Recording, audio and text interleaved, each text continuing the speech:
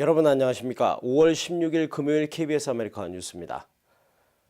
다가오는 이번 6월 예비선거에선 처음으로 정당과 관계없이 모든 후보자들을 투표할 수 있도록 변경된 투표 방식이 적용됩니다. 또 투표를 할 수 없는 영주권자들도 올해부터는 투표관리요원으로 자원봉사를 할 수 있게 됐습니다. 그 밖에 이번 선거의 주요 사항을 윤범수 기자가 정리합니다. 3주 앞으로 다가온 6월 예비선거. 이번 선거에서는 처음으로 정당 투표제가 사라집니다. 따라서 정당과 상관없이 모든 후보자가 한 투표지에 이름을 올립니다. 다시 말해 민주당적을 가진 유권자라 해도 공화당 내 후보 선출에 투표할 수 있으며 반대의 경우도 마찬가지입니다. 이전에는 결선에서 경쟁력이 떨어지는 상대당 후보에 표를 던질 수 있어 유권자 당적에 따라 투표지가 달랐습니다. No matter what party you're registered in, you will receive a ballot that has candidates from all parties, and you can choose whoever you want to vote for in that contest. 지난해부터 시작됐던 상위 득표자 1, 2위가 결선에 진출하는 방식도 이번 선거에서 계속 이어집니다. 올해 선거에는 특히 영주권자들도 참여가 가능합니다. 여전히 투표권은 없지만 투표관리요원으로 지원할 수 있게 됐습니다. 투표관리요원으로 등록하면 일정 시간 교육을 거쳐 선거 당일 오전 6시부터 밤 9시까지 투표 안내와 관리를 하게 되며 하루 최대 $175의 임금도 제공됩니다. 선거관리국은 이중언어 투표관리요원 모집에 어려움을 겪고 있으며 이 때문에 많은 한인들의 지원을 당부하고 있습니다. 그런데 다들 한국어, 영어가 미숙하다는 이유로 안 하시거든요. 근데 본인들이 하셔야 되는 일은 한국 사람을 대하시는 일이기 때문에 굳이 그렇게 많은 영어를 필요하지 않으니까 오시면 더 좋을 것 같습니다. 예비선거의 유권자 등록은 다음 주 월요일 마감되는데 주말 사이 웹사이트를 통한 온라인 유권자 등록도 가능합니다. 그 밖에 우편 투표 신청 마감은 27일이며 6월 3일 선거일 투표 시간은 오전 7시부터 8시까지 진행됩니다. KBS 뉴스 윤범수입니다. 차량의 치명적인 결함으로 희생자가 발생했는데도 늑장 리콜을 했다는 비난에 휩싸였던 미국의 최대 자동차 업체인 제너럴 모터스에게 사상 최대의 벌금이 부과됐습니다. 이주환 기자입니다. 제너럴 모터스 일부 차량의 점화장치 결함으로 숨진 사람은 지금까지 모두 13명. 주행 중에 시동이 꺼지면서 제동장치 등이 말을 듣지 않고 에어백도 터지지 않는 치명적인 결함입니다. 회사가 이 같은 결함을 이미 오래전부터 알고 있었다는 주장이 제기됐지만 올해 2월에서야 리콜 조치를 내리면서 GM은 늑장 리콜 비난에 휩싸였습니다. 최고 경영자는 의회 청문회에 나와 머리를 숙여야 했습니다. My sincere apologies to everyone who has been affected by this recall, especially the families and friends who lost their lives or were injured. 미국 교통당국이 GM의 늑장 리콜에 대해 $3,500만, 우리 돈 358억 원의 벌금을 물렸습니다. 그간 자동차 업체에 부과됐던 벌금 가운데 가장 많은 액수입니다. 미 교통부는 GM이 현행법과 공공안전 의무를 위반했다며 강도 높게 비판했습니다. And we know no one is perfect. But what we cannot tolerate, a company that knows danger exists and says nothing. Literally, silence can kill. GM은 벌금 납부 의사와 함께 향후 재발 방지를 약속했습니다. 하지만 올 들어 벌써 1,000만 대 넘는 리콜이 이루어지면서 GM을 바라보는 소비자들의 시선은 더욱 싸늘해지고 있습니다. 워싱턴에서 KBS 뉴스 이주환입니다. 기아 자동차의 플래그십 모델인 K900이 미국 시장 초기 판매에서 순항을 보이고 있습니다. 또 오토트레이더닷컴에 꼭 타고 싶은 차로 선정되기도 했습니다. 반면 포드 자동차는 에코부스트라는 독자적인 가솔린 터보 엔진 기술을 앞세워서 시장 점유율을 높여가고 있습니다. 미국 자동차 업계 소식을 노승욱 기자가 정리했습니다. 지난 3월 미국에서 판매된 기아 K900는 105대, 그 다음 달은 판매량이 2배를 넘어 260대를 기록했습니다. 출시 후 첫 2달 판매량은 총 365대로 프리미엄 브랜드가 아닌 대형 세단치고는 순조로운 출발이라는 평가가 지배적입니다. 기아 자동차의 새 럭셔리 세단급 플래그십 모델인 K900, 출시와 동시에 업계의 주목을 받으며 오토트레이더닷컴에 2014 꼭 타고 싶은 차로 선정됐습니다. 가치와 편의성, 그리고 성능과 스타일 부분에서 높은 점수를 받아 같이 선정된 벤츠와 포르쉐 등 3개의 명차들과 어깨를 나란히 했습니다. It's able to compete in terms of technology, in terms of size, performance, and features at all levels while delivering a much more reasonable price point than the competitors also. 포드 자동차의 독자적인 가솔린 터보 엔진 기술인 에코부스트. 현재 90%에 이르는 포드 차량에 이 기술이 적용되고 있습니다. 친환경인 요즘 트렌드에 맞게 작은 엔진 사이즈로 고출력을 내 결과적으로 배기량을 줄이면서 연비의 효율을 20% 정도 높인다는 설명입니다.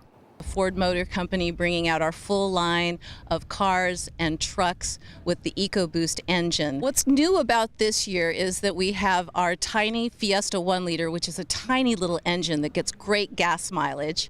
현재 에코부스트 차량의 누적 판매량은 200만 대. 포드 측은 한인을 비롯한 아시안 커뮤니티를 대상으로 홍보를 늘리고 고객 유치에 적극 나서겠다는 계획을 밝혔습니다. KBS 뉴스 노승욱입니다.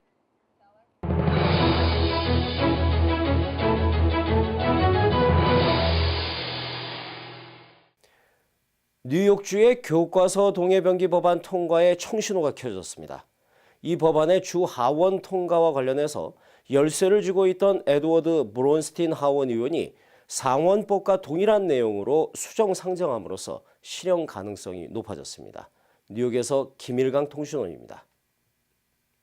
에드워드 브론스틴 뉴욕주 하원 의원이 자신의 기존 법안을 수정해 상원을 통과했던 토니 아벨라 주 상원의 법안에 맞추어 상정함으로써 교과서 동해병기 법안 실현에 파란불이 켜졌습니다.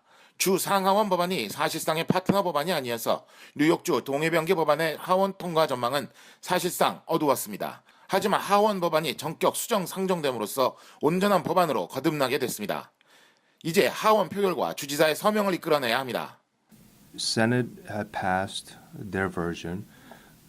In the Assembly, we're going to host a meeting and a possible hearing to look at the issue from the public. That's the next step.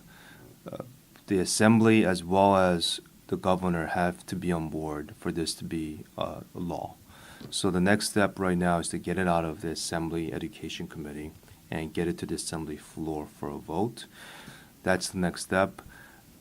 Edward Bronstein, my good colleague, is working very hard as a main sponsor, and we are right now considering the adaptation of Senator Tony Avala's bill. 특히 이번 동해병기 법안의 하원 통과를 위해 정파도 다른 의원들이 초당적 파트너십을 보여주었다는 것이 교육계와 한인사회의 성과로 꼽히고 있습니다. 하지만 만에 하나 주 하원 통과가 실패할지라도 나름의 대안이 있습니다.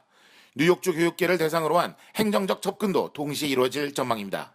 We were told that we don't need to pass the law to actually make this into part of the curriculum. So we could actually make it into an administrative solution. So we are meeting with the State Education Department as well as the chair of the Assembly Education Committee to figure out, do we actually need to pass a law to do this, or can we just do it without passing the law? 교과서 동해병기 법안과 관련해 뉴욕주 의원들이 당파를 떠나 이렇게 하나가 된 것은 교과서에 실린 지도에 올바른 명칭을 사용하는 것이 학생들에게 평생 영향을 미치는 중요한 사안이기 때문이라는 게 의원들의 한결같은 지적이었습니다. 지금까지 뉴욕에서 김일강입니다. 미국의 주요 극장가에서도 빈번하게 개봉이 되고 있습니다만 이 한국의 애니메이션이 새로운 한류의 주역으로 부상하고 있습니다. 부산에서 열리고 있는 아시아 최대 영상물 거래 시장인 부산 콘텐츠 마켓에서도 이른바 K-애니메이션 거래가 활발하다고 합니다. 노준철 기자입니다. 지난해까지 드라마가 주축이었던 부산 콘텐츠 마켓. 올해는 애니메이션의 홍보 부스도 20여 개나 차려졌습니다. 해외 구매자들의 상담도 쉴 새 없이 이어집니다. You know, the likes of the Disneys and Cartoon Networks of the world, they can look at it because both the visual quality is there and the scripts are getting better. 가장 주목받는 K-애니메이션은 아이들의 대통령이라는 뜻의 신조어 뽀통령까지 만들어내며 세계 130여 개 나라에 팔려나간 뽀로로. 또 2011년에 제작돼 54개 나라에 팔렸고 변신 자동차 완구 열풍에 불을 지핀 로보카 폴리의 인기도 계속되고 있습니다. 전 세계 20개 나라에 수출된 꼬마버스 타이어를 찾는 바이어의 발길도 이어집니다. 처음에는 동남아시아 쪽의 국가에 한정돼 있었더라면 요즘 같은 경우는 미주나 유럽 바이어들도 많이 찾아오시는 걸 많이 느낍니다.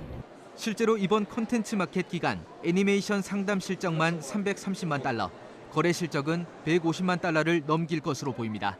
이 같은 토종 애니메이션 인기는 캐릭터 완구 산업으로 이어졌고 이제 국내를 넘어 또 다른 한류의 주역으로 자리 잡고 있습니다. KBS 뉴스 노준철입니다. 만약 55달러에 산 소파 안에서 4만 달러의 현금이 숨겨져 있는 걸 알았다면 여러분은 어떻게 하시겠습니까?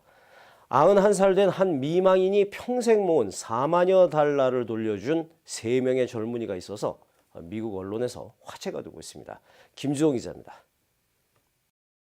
뉴욕시 인근의 뉴팔츠시. 이곳에 사는 세 젊은이의 훈훈한 이야기가 이웃에 큰 감동을 주고 있습니다. 이들의 이름은 켈리 구에스티와 리세 워코벤 그리고 랄라 루소입니다. 켈리는 사회복지사고 나머지 두 젊은이는 켈리의 룸메이트입니다. 이들은 구세군 센터에서 낡은 소파를 55달러에 구입했습니다. 그런데 팔걸이 부분이 볼록히 나와 있어 보통 불편한 게 아니었다고 합니다.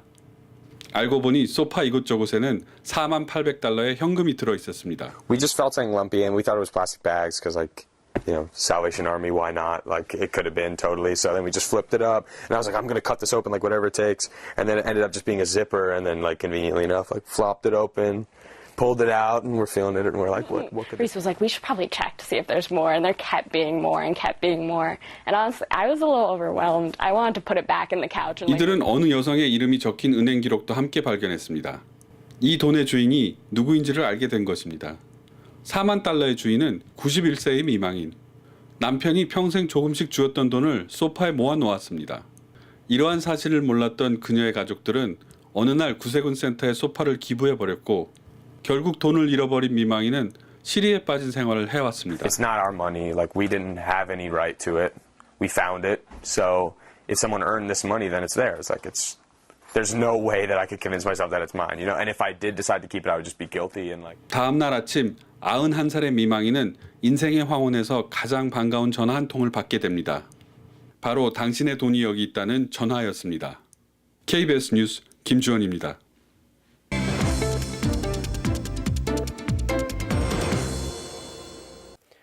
오늘 뉴욕 증시는 엇갈린 경제지표에서 반등에 성공했습니다. 원달러 환율은 1,025원입니다.